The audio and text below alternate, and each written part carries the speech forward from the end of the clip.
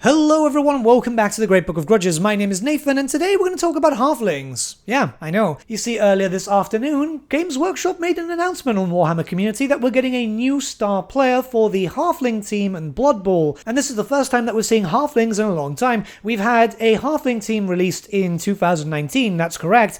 But we've not seen a star player since 1990. It looks like they're quite interested in working on some new halfling casts. Maybe because, Warhammer The Old World is potentially coming out next year, and that's always great. But before we get into that, let's talk about the character itself, because it is a fun miniature.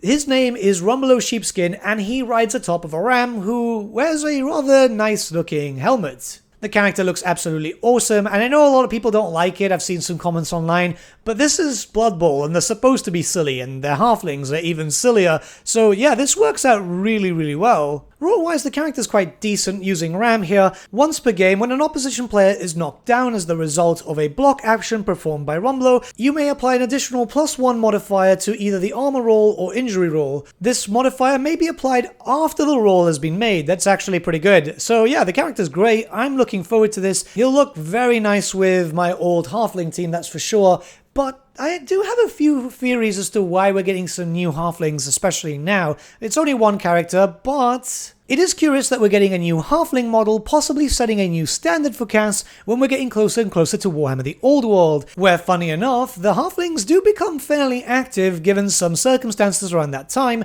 And yes, this is likely to happen next year, but what way to start working on casts and testing them out to see how they will work than maybe putting them on a Blood Bowl scenario.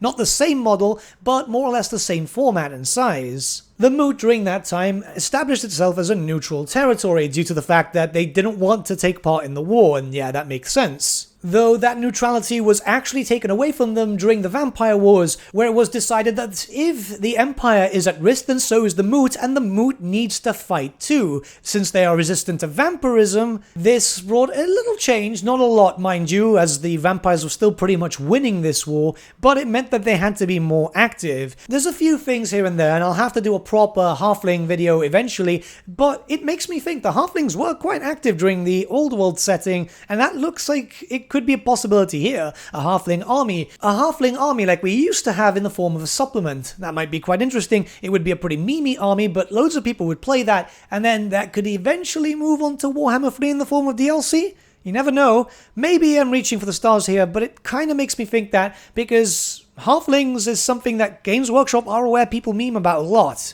And it would be an interesting way to fluff up the Imperial army books with supplements, as we're likely to get an army book for Tal, Ulrich, and Sigmar, but it makes more sense to have some different types of factions. Many supplements were done before. They could be done again. Also, keep in mind that Games Workshop are thinking a lot about the Old World. We've seen them talking about hobgoblins and so on. It's not out of the question that they'll start thinking about halflings. But let me know what you guys think in the comments below, and let's start a bit of discussion.